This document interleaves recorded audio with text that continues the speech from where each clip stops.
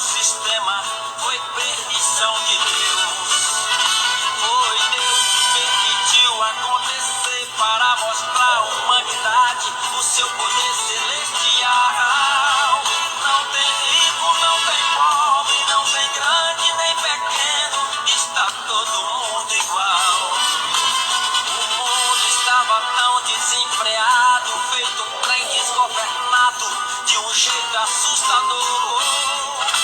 Com tantas crueldades, falsidades, tanta imoralidade, blasfemando do Senhor.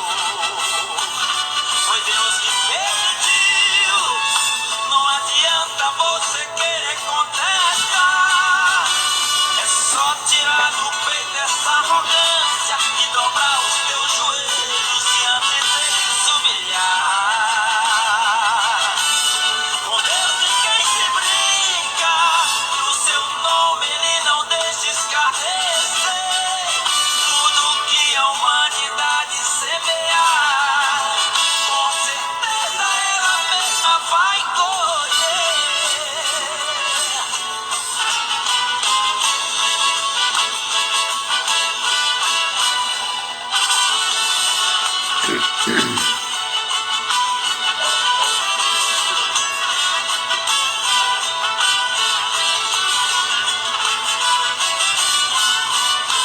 O mundo estava tão desenfreado, feito um trem desgovernado, de um jeito assustador. Com tantas crueldades, falsidades, tanta imoralidade, blasfemando do Senhor. Foi Deus que permitiu, não adianta você querer contestar. É só tirar do peito essa arrogância e dobrar os teus joelhos diante dele se humilhar. Com Deus ninguém se brinca, no seu nome ele não deixa escarnecer. Tudo que a humanidade semear, com certeza ela mesma vai colher. Foi Deus que permitiu, não adianta você querer contestar. É só tirar do peito essa arrogância e dobrar os teus joelhos diante dele se humilhar. Com Deus ninguém se brinca, no seu nome ele não deixa escarnecer. Tudo que a humanidade semear, com certeza ela mesma vai colher. Tudo que a humanidade semear, com certeza ela mesma vai colher.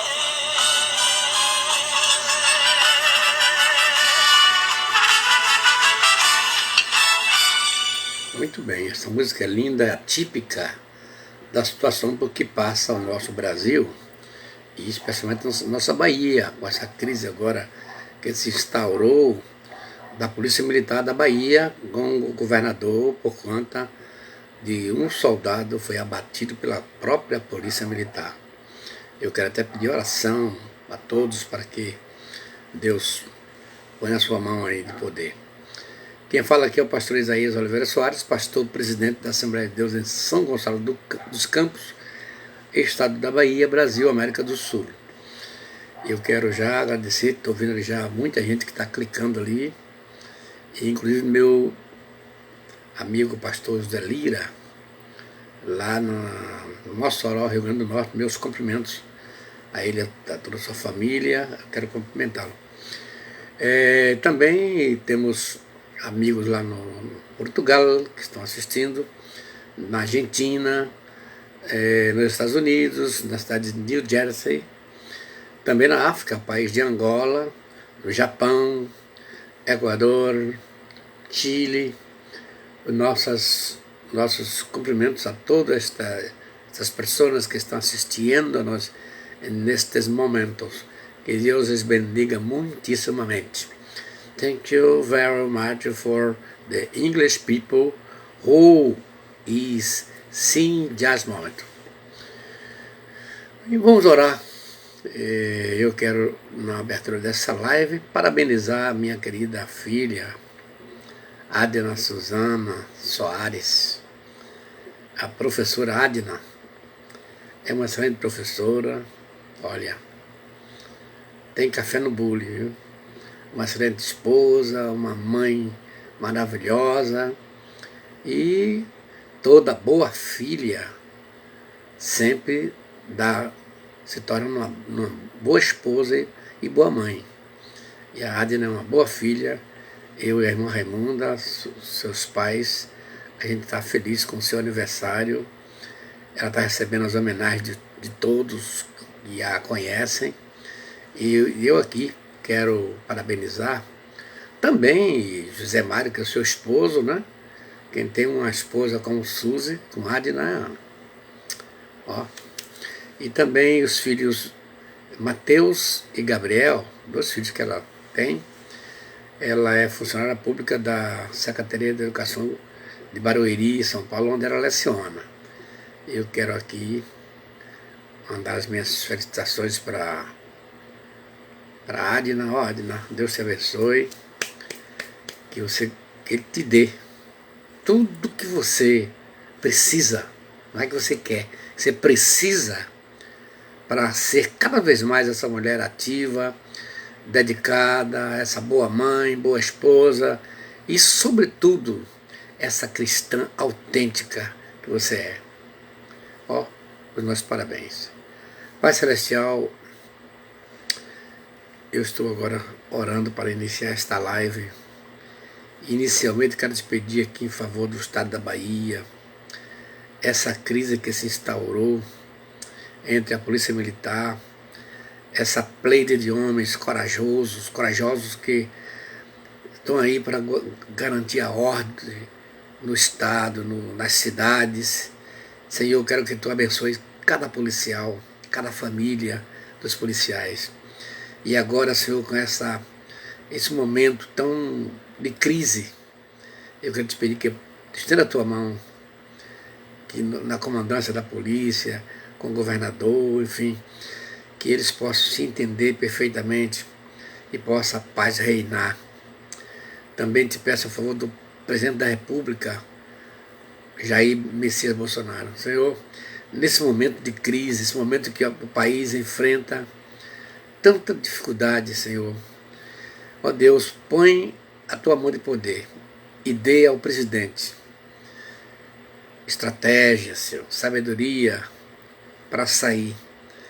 Como Tu amas o Brasil, Tu já em outras ocasiões, Tu já libertaste o país das mãos dos criminosos, da esquerda, do comunismo, Senhor. Continua guardando o Brasil, abençoe as igrejas, os pastores, e eu intercedo também pelas famílias cujos membros, onde tem algum membro que está afetado pelo Covid. Aí incluo o pastor Otávio, o pastor Evilásio Bastos, o pastor Zé Teles e tantas outras pessoas que alguns estão se recuperando já. Então, Deus, eu quero te pedir agora em favor dos que estão assistindo aí, que eles sejam agraciados com aquela graça que só Tu sabes agraciar. E que as pessoas que hão de assistir essas lives depois, pelas redes sociais, sejam alcançados por Tua bênção, no nome de Jesus. Amém.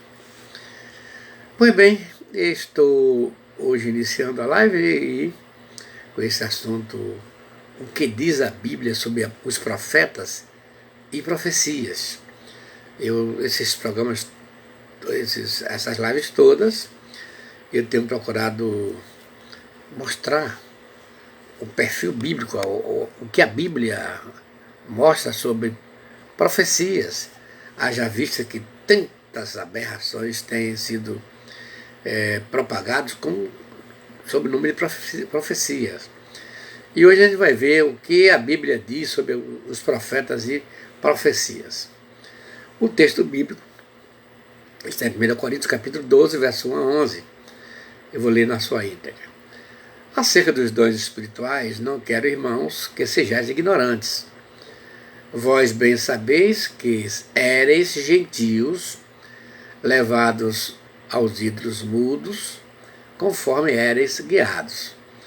Portanto, vos quero fazer compreender que ninguém que fala pelo Espírito de Deus diz Jesus é anátema, e ninguém pode dizer que Jesus é o Senhor, senão pelo Espírito Santo. Ora, verso 4, há diversidade de dons, mas o Espírito é o mesmo. E há diversidade de ministérios, mas o Senhor é o mesmo. E há diversidade de operações, mas o mesmo Deus que opera tudo em todos. Mas a manifestação do Espírito é dada a cada um para o que for útil. Porque a um pelo Espírito é dada a palavra da sabedoria, e a outro pelo mesmo Espírito a palavra da ciência, e a outro pelo mesmo Espírito a fé, e a outro pelo mesmo Espírito os dons de curar, e a outro a operação de maravilhas, e a outro a profecia, e a outro o dom de discernir os espíritos, e a outro a variedade de línguas, e a outro a interpretação das línguas. Mas um só e o mesmo Espírito opera todas estas coisas, repartindo particularmente a cada um como quer. Pois bem, aqui você vê aqui Paulo citando os 9 dons, os tradicionais 9 dons, mas são 26 dons, juntando as epístolas aos Coríntios e Romanos. Paulo enumerou 26 dons, mas a gente vai falar só sobre o que o tempo aqui não dá para a gente ver todas essas coisas. Pois bem, qual é o ensino bíblico sobre a profecia? Já vimos que eu não posso achar que sou profeta e jogar uma bomba aí, andar falando por aí, não. Já vimos em outras lives que profeta é um dom, é um ofício desde o Antigo Testamento, que Deus chama a pessoa, vocaciona, enche do Espírito Santo. A partir daquela hora o profeta passa a ser aquele porta-voz de Deus em relação ao homem. Mas então, o que a Bíblia fala sobre a profecia? O escritor da Epístola aos Hebreus começa sua carta falando da revelação de Deus ao homem durante a história. Na sua primeira declaração, ao referir-se ao passado, ele afirma que o principal instrumento de revelação divina naqueles tempos eram os profetas. Olha como ele fala: havendo Deus antigamente falado muitas vezes aos pais pelos profetas. Então, profecia não é coisa nova não, tá? Antiga. Então vamos ver aqui quem eram os profetas de Deus, de que fala o escritor bíblico, como eram caracterizados. Aqui ele fala do profeta. Então vamos ver agora quem eram os profetas. Em primeiro lugar, o profeta do Senhor era aquele que recebia os oráculos de Deus para o homem. Em Romanos 3:2, Paulo afirma que aos judeus foram confiados os oráculos de Deus. Então não é qualquer pessoa não, é só aqueles a quem Deus distribui os seus oráculos. Oráculos é a palavra, é a profecia. Okay? Em segundo lugar, o profeta era um porta-voz de Deus para o homem. Eu não posso ser porta-voz se eu não for convidado. Pense aí, cada governo tem alguém que é o porta-voz daquele governo perante as autoridades, perante a imprensa. Deus, no caso, escolheu um porta-voz que é o profeta. O profeta era um porta-voz de Deus para o homem.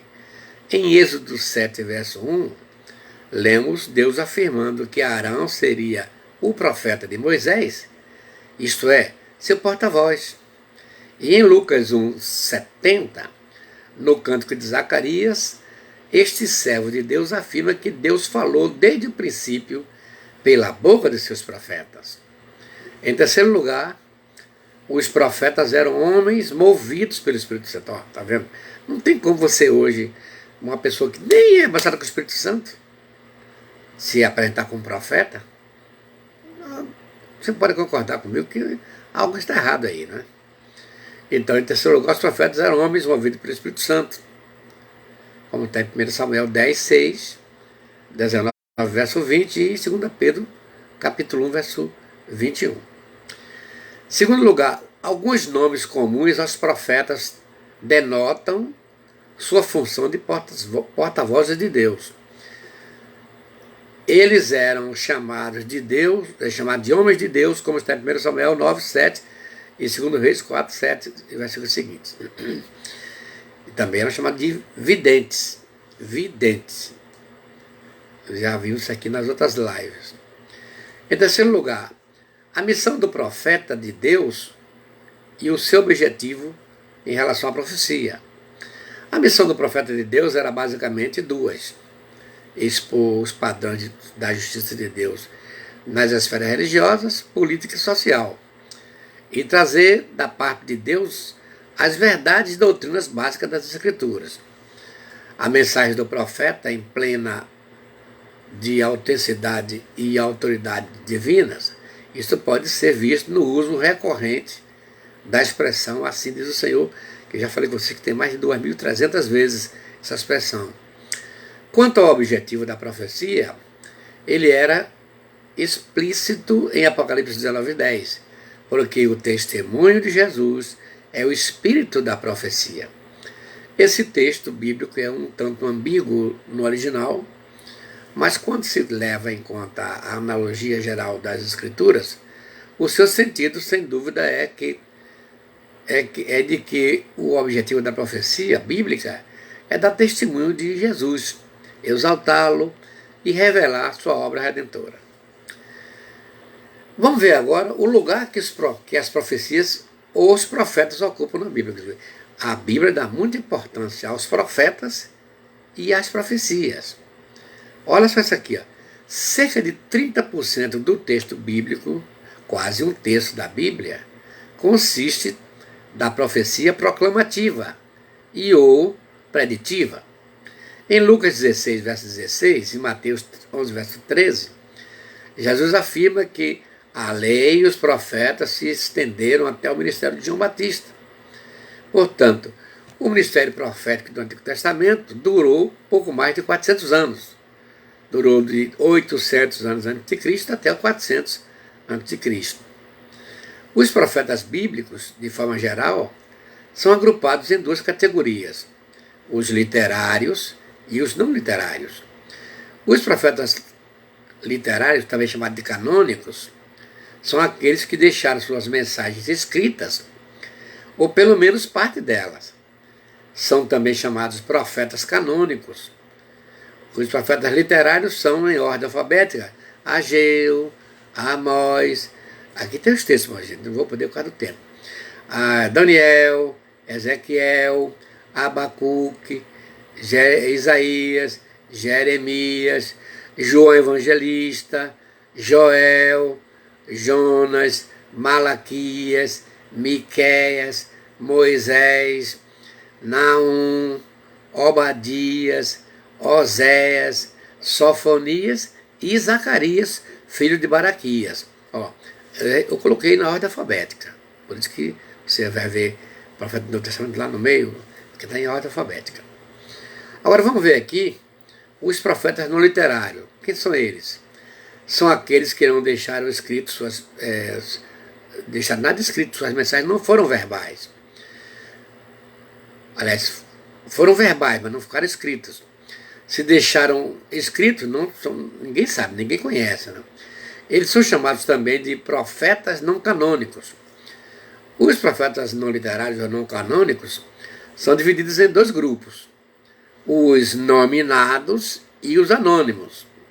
Os nominados, por ordem alfabética, são Abraão, Ágabo, Aías, o Silonita, Ana, filha de Fanuel, Ananias, filho de Azur, Arão, Asaf, de Emã e de Jeduntum, cantores da casa do Senhor, etc. Aí temos aqui o filho de Obed. Tá? Agora já vamos ver, Azarias, já vamos os profetas que eram cantores: Azarias, filho de Obed, Davi, Débora, Eldade, Elias o Tisbita, Eliezer, filho de Dodava, Eliseu, filho de Safate, Enoque, filho de Jared, Gade, da corte de Davi, Anani, o vidente, Uda, mulher de Salum, Jeaziel, a esposa do profeta Isaías, Jeú, filho de Anani, João Batista, Josué, filho de Num, Medade, Micaías, Miriam, Obed, Samuel, Saul, Semaías, Urias, filho de Semaías, Zacarias, entendido nas visões de Deus, como está em 2 Crônicas 26:5, Zacarias, filho do sacerdote Joiada, e Zacarias, o sacerdote pai de João Batista.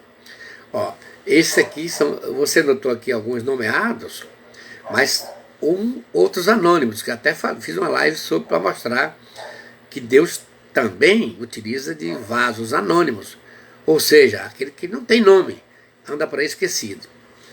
Veremos agora os profetas não literários. Anônimos são um homem profeta, está em Juízes 6:8, um homem de Deus, 1 Samuel 2, 27, 27, 36, um rancho de profetas, ou um grupo de profetas, 1 Samuel 10, um homem de Deus que veio de Judá, 1 Reis 13, um profeta, 1 Reis 20, um dos homens dos filhos dos profetas, 1 Reis 20, 70 anciãos do povo, Números 11, um profeta, 2 Crônicas 25, um homem de Deus, 2 Crônicas 25. Então você vê aqui, a Bíblia está cheia de pessoas que eram anônimas, sem nome. Deus usava, né?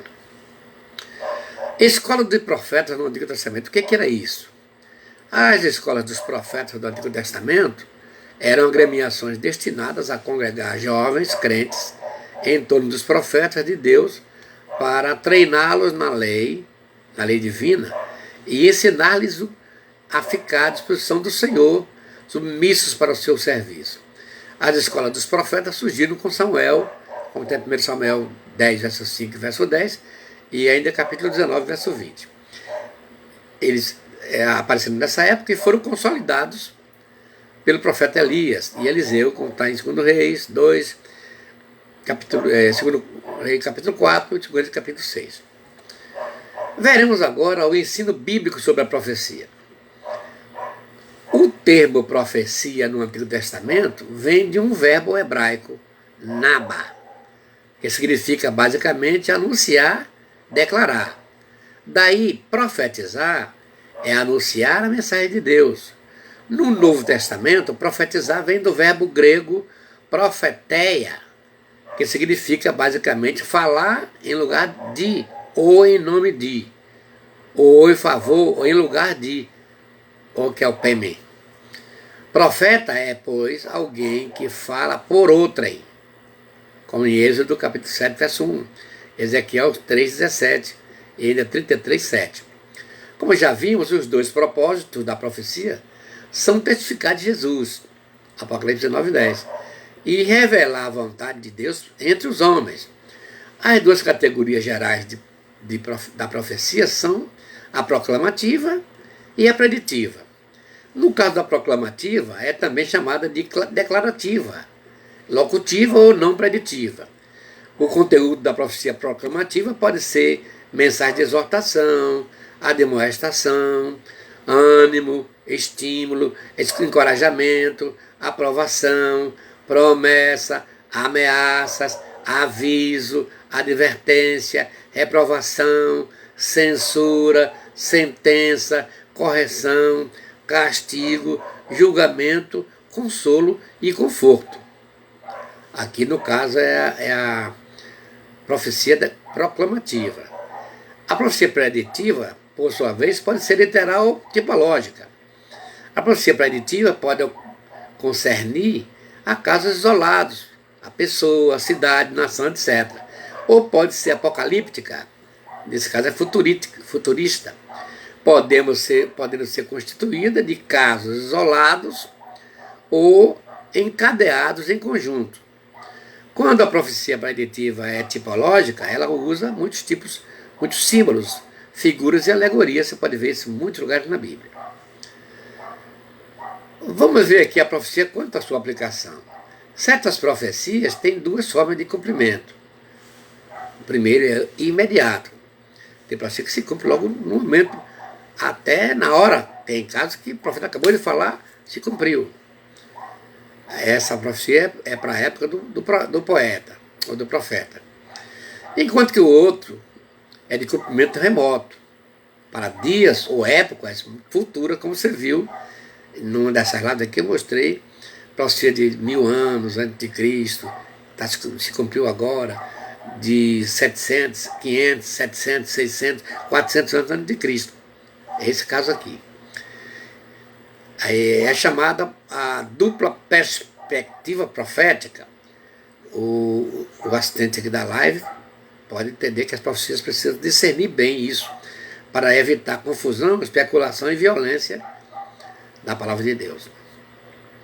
Segundo ponto aqui é o alerta de Deus contra os seus profetas. Pelos textos que eu vou mostrar a vocês aqui agora, você vai ver, pode perceber a importância que Deus dava aos profetas. Lá no Salmo 105, verso 15, e 1 Crônicas 16, 22, trazem uma advertência divina quanto ao tratamento dos profetas de Deus. Não toqueis nos meus ungidos, nem maltrateis os meus profetas. E você sabe que todos que chegaram ao ponto de cometer esse erro, pagaram caro. É como hoje, com quem mexe em pastor. É demais, é terrível. Por outro lado, infelizmente, sempre houve e haverá falsos profetas e falsos mestres entre o povo de Deus. A gente lamenta, mas esse falso profeta não tem direito a essa cobertura de Deus, não. Os profetas e os líderes do povo de Deus, no Antigo Testamento, tiveram duras réfragas, ou refregas com os falsos profetas. Lucas 6, 26. O mesmo ocorreu com os líderes do povo de Deus, no Novo Testamento, principalmente Paulo. Mas tem vários textos que eu podia citar aqui, por causa do tempo eu vou deixar fazer. Algumas passagens igualmente importantes para a reflexão sobre esse assunto são Jeremias 14, verso 14 a 18, 23, verso 21 e Mateus 7, 22. Alguns dos falsos profetas nominados na Bíblia são Balaão, Bar-Jesus, Jezabel, Noadia, mulher, né? Zedequias, filho de Quanaana, tá? E os 450 profetas de Baal e 400 profetas de Azera, tá vendo?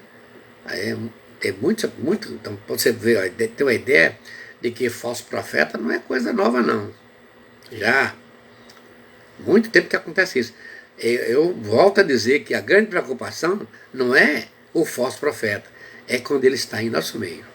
Aí fica difícil, né? Muito bem. Qual é o ensino bíblico sobre a profecia? Quando estudamos as atividades proféticas na Bíblia Sagrada, encontramos lá manifestando-se em 3 aspectos distintos. Em primeiro lugar, vemos a profecia como ministério permanente, recebido de Deus no Antigo Testamento, em Israel, como está em Hebreus 1:1, 2 Pedro 1:19 e Jeremias 35, verso 15. Em segundo lugar, identificamos no Novo Testamento a profecia como um dom ministerial na igreja, como está em Efésios 4, verso 11 a 13, 1 Coríntios 12, 28 a 29 e Efésios 2 e 20. E por fim, é o terceiro do caso, vemos ainda no Novo Testamento a profecia como um dom espiritual na igreja, ou seja, na congregação. Então vamos ver isso aqui mais detalhadamente. Vamos ver primeiro aqui a profecia no Novo Testamento. Vejamos o dom ministerial de profeta no Novo Testamento. Trata-se do ministério profético da Nova Aliança. Não confundir com o dom de profecia. O termo profeta, como já vimos, significa literalmente porta-voz, como em Êxodo 7:1 e Lucas 1:70. Essa é a ideia do ministério profético. As diferenças entre o ministério profético, que é o seu dom ministerial, e o dom de profecia são as seguintes. Número 1, o ministério profético não é para todos. São todos profetas? Paulo pergunta lá em 1 Coríntios, são todos profetas? 1 Coríntios 12, 29. E em Efésios 4, 11, Paulo diz que Deus deu uns para profetas, aí está se referindo aqui ao dom ministerial de profecia, Ao contrário, que o dom de profecia é para todos. Aí Paulo dizia assim, todos podereis profetizar, 1 Coríntios 14, verso 31. O outro tem a ver com o ministério. Em segundo lugar, o dom de profecia é uma capacitação sobrenatural do Espírito Santo, concedida a uma pessoa da congregação, do povo, para transmitir a mensagem ao povo de Deus, à igreja. O ministério profético, resultante do respectivo dom ministerial, é por sua vez exercido através de um ministro dado por Deus à igreja. Tá? Um para servir a igreja, os dois, mas o ministro, o dom de profeta é para ministro. A profecia no ministério profético, como aqui é abordado, não é pregação comum. Olha bem isso aqui. É uma mensagem divina revelada no momento, ao passo que a pregação habitual é estudada e preparada. Viu a diferença? No caso do ministério profético, a pessoa é estimulada a falar. Mas no caso do ministério pastoral, no caso do profeta como ministro, ele vai preparar a mensagem, ele vai orar, vai buscar. Ok. No dom de profecia, Deus usa principalmente o aparelho fonador da pessoa. Já no ministério profético, Deus usa principalmente a mente. Está vendo? No dom de profecia, Deus usa o aparelho fonador do profeta, enquanto o ministério profético, no caso profeta, pastor ou obreiro, Deus usa principalmente a mente da pessoa. O dom de profecia tem âmbito local, congregacional. Já o dom ministerial tem âmbito geral e itinerante. Está vendo a diferença? Precisamos de ambos hoje na igreja. Faz falta grandes pregadores itinerantes. Já temos. Aqui na igreja temos alguns. Temos no Feira Santana, temos vários pregadores itinerantes. São bênçãos de Deus. Vamos orar por eles. Aí Paulo se refere a eles aqui. Tá bom? Ambos é necessário na igreja. A Bíblia diz que em Atos dos Apóstolos, que os profetas exortaram a confirmação e confirmaram os irmãos com muitas palavras. A unção divina sobre o profeta costuma ser repentina. No mestre, costuma ser durativa. No dom de profecia, a inspiração é momentânea. Falou, terminou. Enquanto que no ministério do profeta, no mestre, ou no pastor, o dom ministerial de profeta, ela costuma ser durativa. Ela não é naquele momento, não. Ela pousa sobre o portador do dom. O forte do profeta, como dom ministerial, é expor os padrões de justiça divina para o povo. O profeta é um arauto da santidade de Deus. O seu espírito ferve com isso. Ele foi chamado para isso. Geme por causa disso, da santidade de Deus e de tudo o que é dele. A mensagem de Deus sai da mente e da boca do profeta como chama de fogo, o fogo santo e divino. Em João 3, 5:35, diz que João Batista, o profeta, era a candeia que ardia. O profeta de Deus faz o canal estremecer, parar e considerar o seu mau e tortuoso caminho, como está em Atos 24, versos 24 e 25. O profeta recebe de Deus amplas revelações divinas, Efésios 3, 5. Vejamos agora um pouco sobre o dom de profecia. A finalidade do dom de profecia está em 1 Coríntios 12, verso 10 e 14, verso 3 e verso 31. Na congregação, a sua função é edificar, consolar, exortar e predizer. Olhe que aqui não tem fazer casamento. E tem muitos profetas, profetisas, que gostam de fazer casamento. Aqui no princípio registrado aqui como função da dona profecia, não é fazer casamento não. Tá? A profecia edifica a congregação como um corpo e não apenas como indivíduos. Ela é um meio de expressão dos demais dons. A profecia é também um sinal para a igreja, ao passo que as línguas são um sinal para os fiéis. A profecia não se destina a dirigir passos e congregações. Em Atos 15, vemos uma assembleia cristã reunida, tendo profetas presentes, mas quem dirigiu a assembleia foi Tiago, o pastor, como está em Atos 15, verso 15. No Antigo Testamento, não era o profeta que dirigia a congregação, mas o sacerdote. Os dois aspectos da profecia são a profecia das Escrituras, a qual é inerrante, como está em 2 Pedro 1,20 e João 10,35. E a profecia da igreja esta última pode ser julgada. Olha a diferença. No primeiro caso, a palavra é inerrante, quando o profeta menciona a palavra de Deus. Nesse caso, não precisa ser julgado. Agora, o caso dos profetas na igreja, do dom de profecia, precisa ser julgada. Isso porque o profeta pode vir a falar do seu espírito. São 3 elementos que inspiram a profecia: o espírito humano, o espírito de Deus e o espírito do maligno. Aí temos que ter cuidado, ó. Repito, 3 são as fontes, 3 são os espíritos que inspiram uma profecia.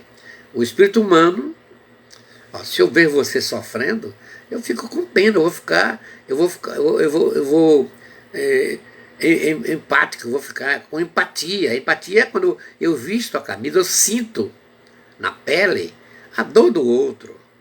É o que faz o amor fraternal. Esse amor fraternal faz com que você sinta de dividir o seu pão com alguém que não tem. Tá vendo?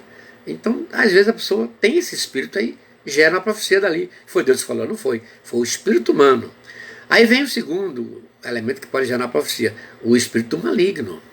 Vamos ter cuidado. O maligno é expert nisso.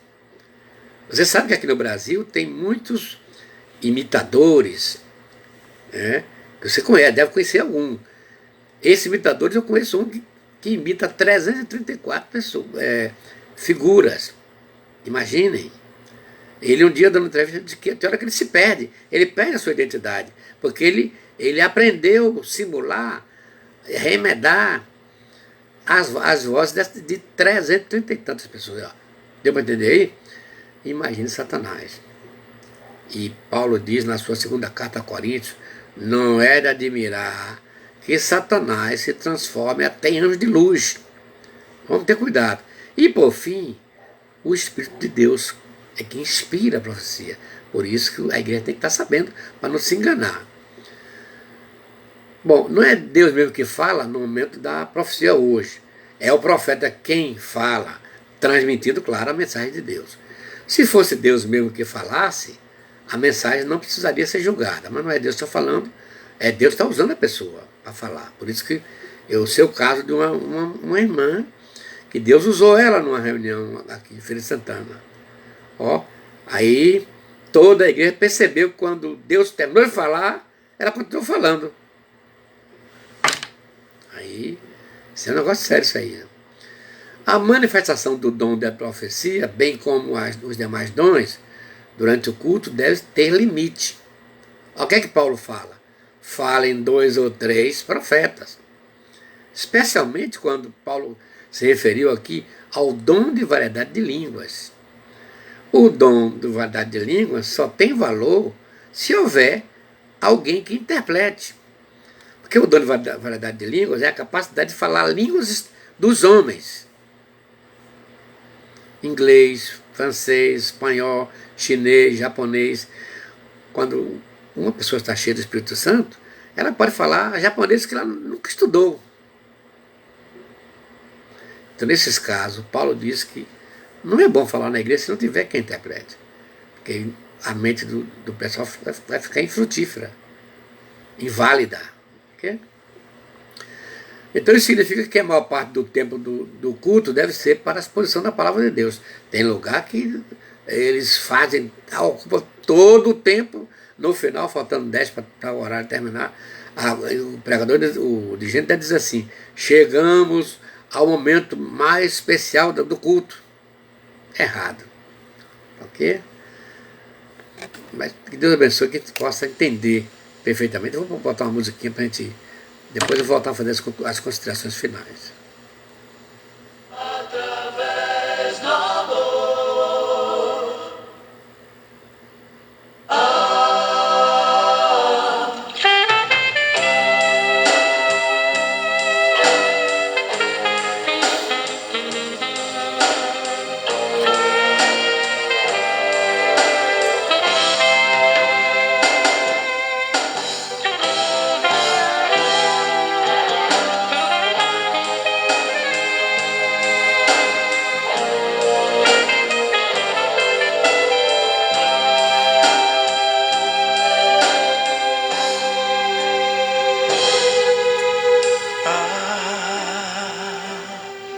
Uma incerteza em cada olhar,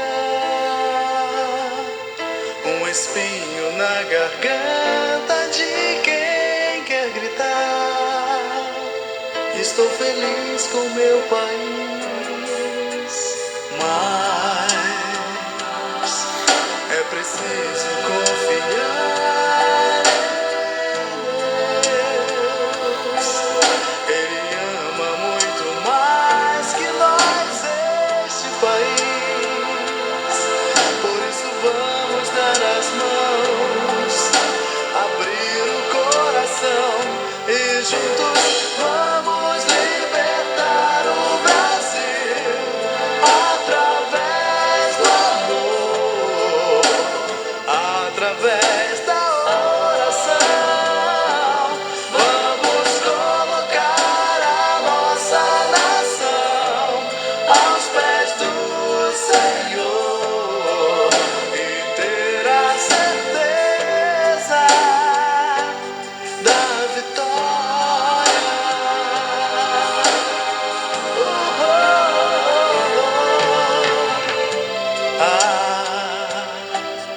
Uma insegurança pelo ar, uma esperança viva em cada coração que quer lutar pelo país. Mas é preciso ouvir a voz de Deus. Ele ama muito mais que nós este país. Por isso vamos dar as mãos, abrir o coração e juntos vamos libertar o Brasil através do amor, através da oração. Vamos colocar a nossa nação aos pés do Senhor e ter a certeza da vitória.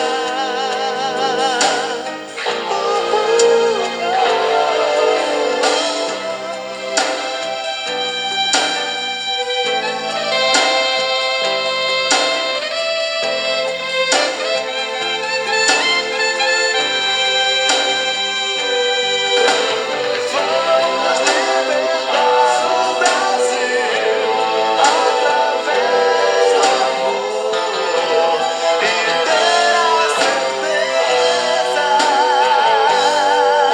Vamos libertar o Brasil, certeza da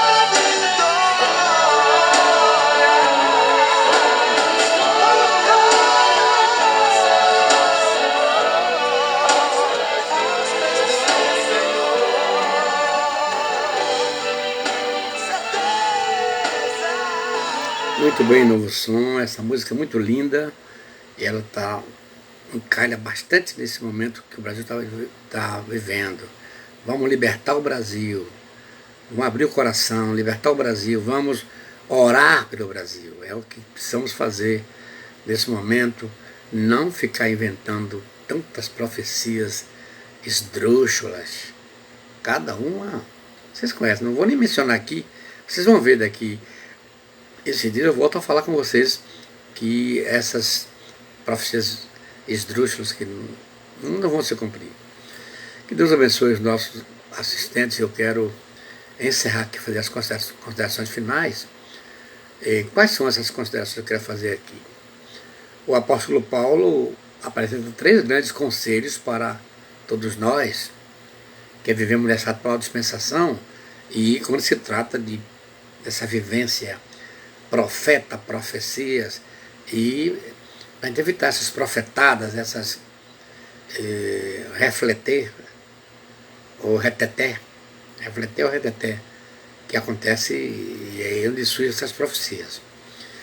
O que é que Paulo nos aconselha? Número 1, Paulo diz assim: não sejais meninos. 1 Coríntios capítulo 14, verso 20. E isso tem a ver com o crescimento espiritual. A gente tem que crescer. A gente precisa alcançar o nível de maturidade espiritual para a gente poder não cair nessas ciladas. Segundo, faça-se tudo para edificação. Eu não quero aqui, eu não sou contra a profecia, não. Eu sou pastor pentecostal. Agora eu sou menino. Não sou menino. Precisamos de que a igreja tenha. Eu quero, estou orando para Deus mandar. Que a gente precisa ver os cultos mais alegres, com a ativação dos dons espirituais na igreja. Isso é muito lindo, gente.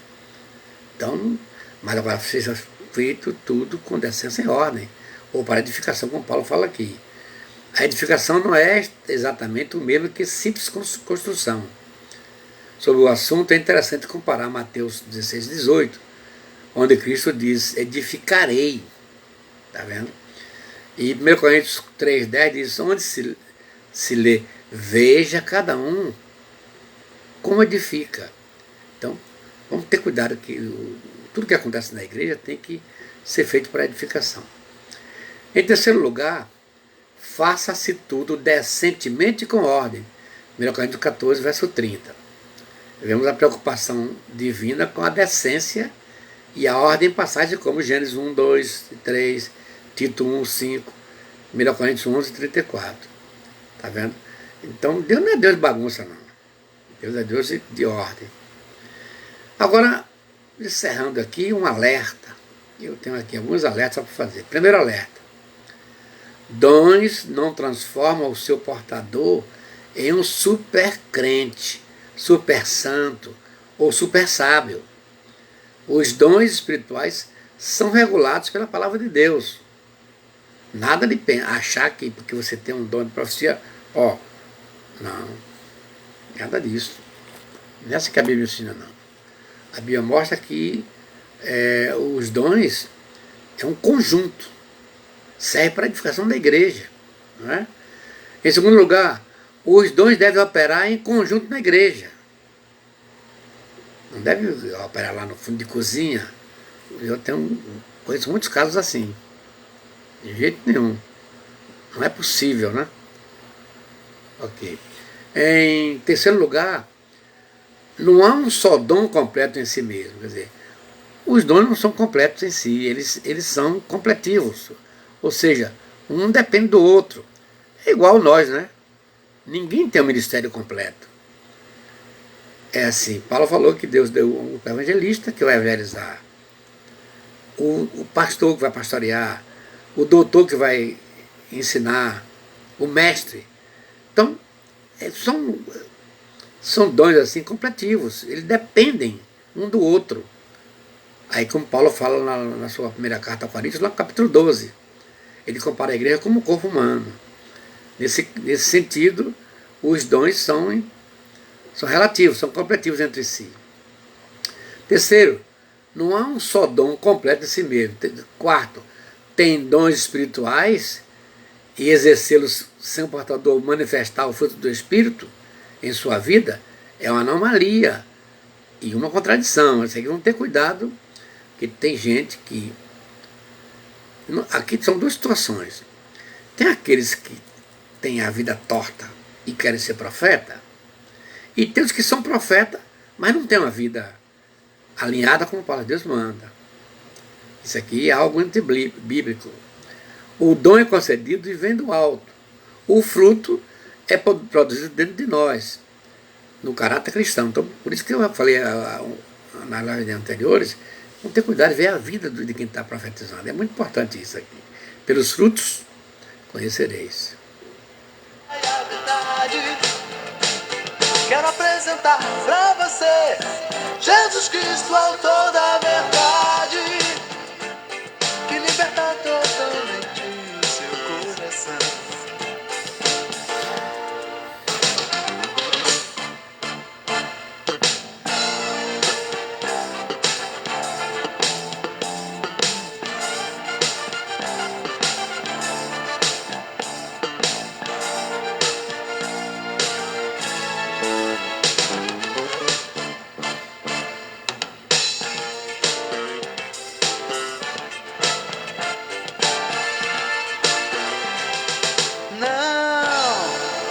Não existe paz quando se faz a guerra.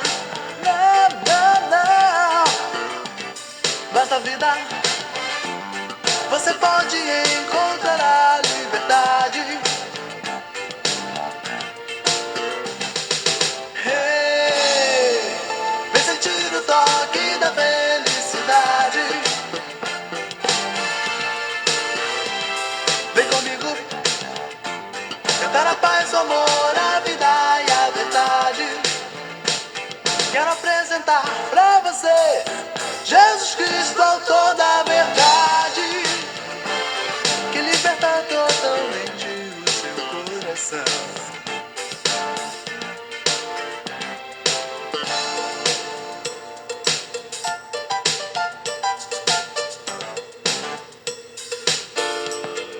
Jesus Cristo é o autor da verdade. Vamos orar. Pai Celestial, obrigado por esses momentos que passamos na apresentação dessa live, Senhor. Por esse conteúdo que a Tua Palavra nos propicia.